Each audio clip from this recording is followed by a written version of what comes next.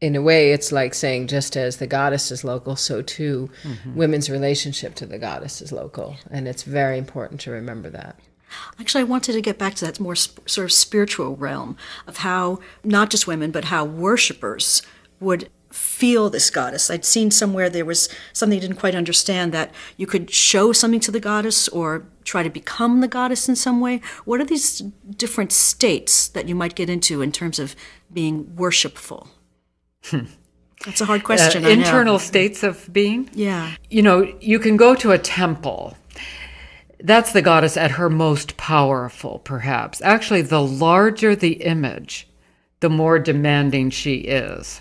So you can encounter her in the temple, where she would be dressed in really fine, that is, Durga would be, silks and jewels. It's a way to show the goddess that you love her. It's a way of worshiping her, to adorn her beautifully. And would they use lots of saturated colors, the way we see those incredible pigments in the fabrics? That's right. Reds. I mean, the goddess... One time I was at a sari store to buy a sari for the goddess. Of course, I'm clueless. The particular goddess I'm doing field work with. So I said, well, I'm here to buy a sari for the goddess. And he said, oh, I know just what she likes. And he pulled out. And it was for this goddess, a particular range of colors of handloom cotton with gold threads. I mean, he knew exactly. And is that true historically, Lori? Like, are there any texts that tell us how one should adorn the goddess? Yes, there are very interesting texts around this. So what the Sanskrit texts talk about in terms of, first of all, regular acts of worship called puja, they don't differ terribly from the kinds of things that you would do for a male image in terms of offering of water and flowers and fruit and so on. But what is different is the way that you speak about her before you make those offerings. And quite frequently, it's about finding her, that you're in search of her and you need to find her. Actually, many goddess temples have little packets of female things to offer them in little plastic bags outside in the basket, like it's a puja basket. In that basket would be pujas, that form of offering things to a deity. There would be a coconut, flowers, incense perhaps, and then this little plastic bag sealed shut with a comb, a mirror, red glass bangles, and sometimes a little scarf, net scarf with glitzy stuff on it.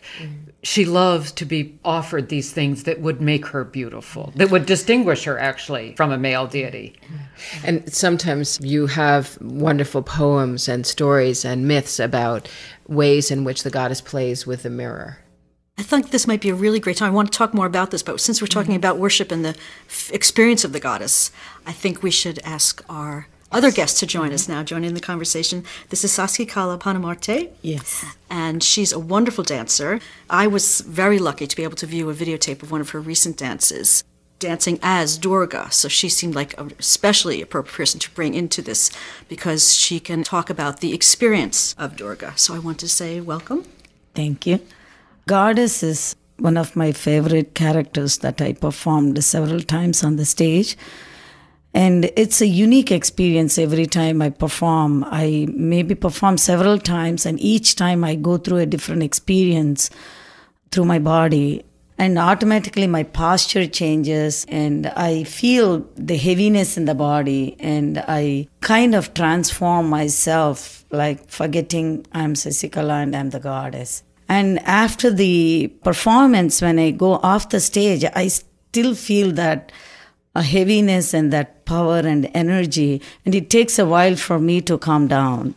Now, just when you were talking about describing that situation about the goddess becoming angry, I wish everybody who's listening could see your face, because you just looked so angry and your eyes got so wide. Mm-hmm. And I know that you are renowned in your dance for the beauty of your facial expressions. It's not just we do it through the hands and the body. You feel it here in the heart, and that comes out on the face. Your face kind of enlarges, and you feel that in the entire body. Now, when you perform in a temple setting, I know there's many kinds of performances, and I know, Joyce, we were talking about this earlier in contemporary India, that there might be a difference in how one would present themselves as a dancer for an audience as opposed to when you would be doing it almost one-on-one for the goddess. It feels totally different for me when I perform in front of the goddess. And I don't care about how many audience are there. I don't see anything there. I just see the goddess, the image of goddess right in front of me. While I perform to the audience, I have to act like the goddess. So I kind of think of goddess, how she looks like, and what her power is, what the energy is, what the strength is. So I kind of act that power of goddess. At the same time, I go through the emotion too, but it's not the same. There's something different when you perform in front of the image of goddess as well as you perform in front of the audience. Now, when I saw the videotape of your Durga dance, I noticed your hair. Because your hair was not pulled back, Right. and it was not up.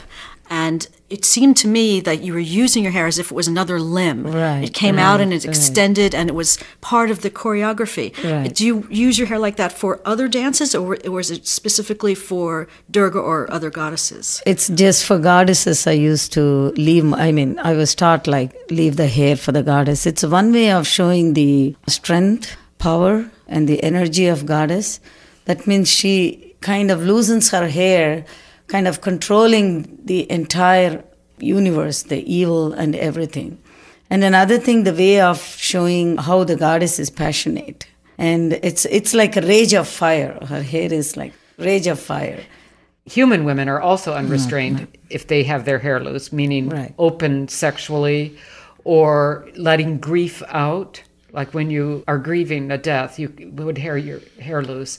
When you want the goddess to come upon you, to invite her into your body, you would loosen your hair. So it's a way of emotion going in and out. Now, Lori, I'm wondering, can you shed some light on the beginnings of dance as a form of worship? I mean, is there any indication of where this might have come from?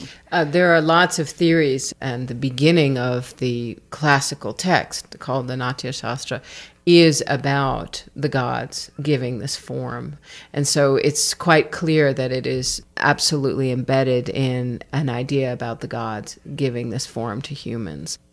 Thank you all for joining us. Thank you. Thank you. Thank you. Thank you. And we want to invite everybody to come to the Carlos Museum to remind everybody that it's always there for them, anybody in the Atlanta community. They've got some amazing treasures, and they can come in and see Durga and lots of other amazing things. There's a sign in a hill that has a goddess temple in Mysore, a road sign that says, "Come again and receive the blessings of the goddess." And so we can use that as a sign-off for coming to the Carlos Great. And Museum. everybody should come again next time and download the next podcast they see as well. Thanks, everybody. Thank you. Thank you. It was a pleasure. Thanks. Bye. For this podcast, we have a bonus track.